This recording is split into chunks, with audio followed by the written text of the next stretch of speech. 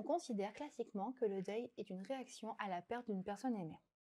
Pour l'enfant et l'adolescent, le processus de deuil est différent et plus ou moins complexe en raison de sa maturité affective et de l'âge auquel il y est confronté.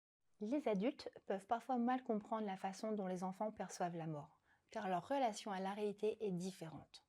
Chaque enfant vit la perte de manière unique, influencée par les circonstances du décès, instaurant un climat plus ou moins sécurisant, notamment s'il est brutal et inattendu. Selon les cas, le décès sera la première expérience de la mort. L'enjeu est donc ici, pour son interlocuteur, de s'adapter en fonction des repères qu'il peut avoir, qui lui permettent de donner du sens à ce qui se passe et de ne pas être totalement perdu face à la réalité de la mort lorsqu'elle survient.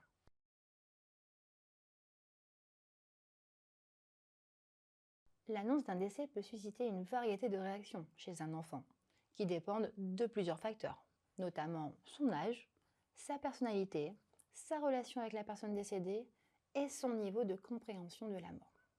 Annoncer la mort à un enfant est une tâche particulièrement délicate qui nécessite beaucoup de sensibilité et d'attention.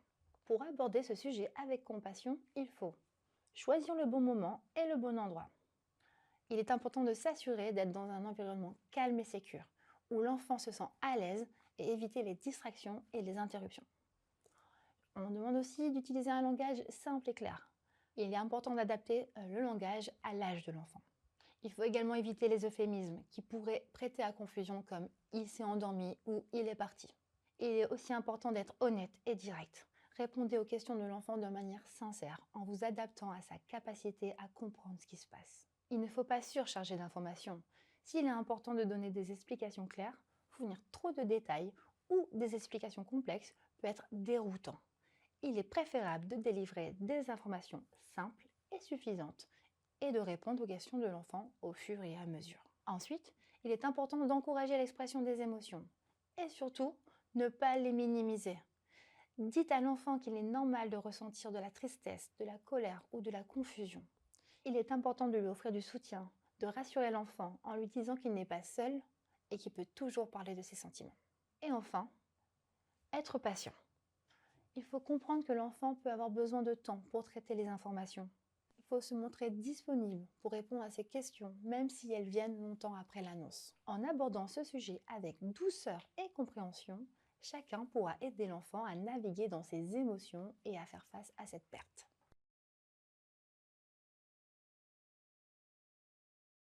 La compréhension qu'un enfant a de la mort évolue avec son développement. Prenons à titre indicatif quelques tranches d'âge.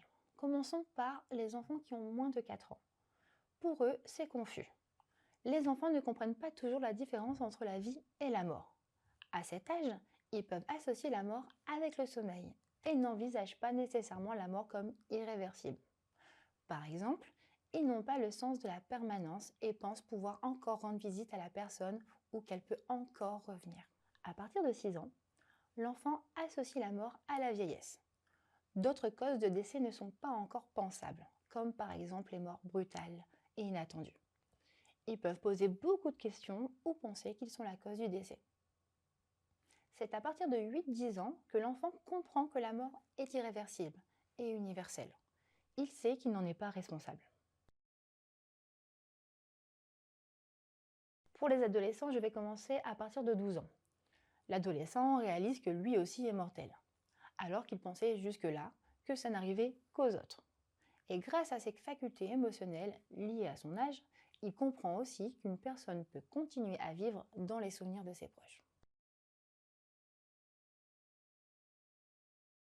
Là encore, les manifestations vont varier d'abord selon les enfants, leurs ressources, leur tempérament, mais aussi en fonction de leur âge. Les jeunes enfants peuvent ne pas comprendre la gravité de la situation, tandis que les adolescents peuvent avoir des sentiments plus complexes. Il est important d'évaluer si l'enfant est capable de comprendre ce qui se passe. Reprenons les mêmes tranches d'âge que précédemment. Commençons avec les enfants de moins de 4 ans. Les réactions émotionnelles les plus communes sont de pleurer, même si certains enfants ne pleurent pas. On y retrouve également s'agripper, être agité, être irritable, se sentir en insécurité et notamment par exemple avec de l'angoisse de séparation. On observe également des comportements régressifs, des somatisations, des cauchemars et des dysrégulations émotionnelles, relationnelles ou comportementales, comme par exemple une perturbation de l'appétit. À partir de 6 ans, les enfants peuvent se sentir coupables et responsables de la mort et avoir peur de mourir. Des difficultés à l'école peuvent apparaître comme la déconcentration, le désintérêt ou encore le refus. Il peut y avoir également des perturbations au niveau du comportement ou des émotions. À partir de 8-10 ans, en plus des difficultés précédentes, les enfants peuvent exprimer des craintes face à l'avenir, ressentir davantage de stress ou d'anxiété. Ils peuvent également vouloir cacher leurs émotions. À partir de 12 ans, l'adolescent peut paraître indifférent et insensible à ce qui arrive, ou encore refuser de se confier à sa famille. Il peut aussi se montrer agressif, ressentir de la colère, de la tristesse ou de la culpabilité. Pour faire avec les vulnérabilités de l'enfant, le soutien parental est essentiel. Lorsque ce soutien n'est pas possible, par exemple en cas de féminicide ou en cas de décès des deux parents dans un accident de la route, le fait d'être entouré par un cercle social soutenant ou des professionnels bienveillants qui respectent le rythme est primordial.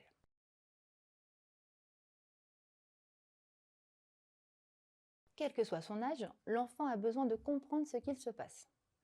Il est donc important de le considérer comme une personne, indépendamment de sa famille, de lui faire confiance, de respecter ses émotions et de le reconnaître comme endeuillé au même titre que les autres membres de sa famille, même s'il ne comprend pas tout.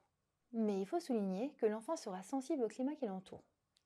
S'il sent que sa famille est angoissée, qu'elle-même ne comprend pas ce qui se passe, il sera également stressé et perdu.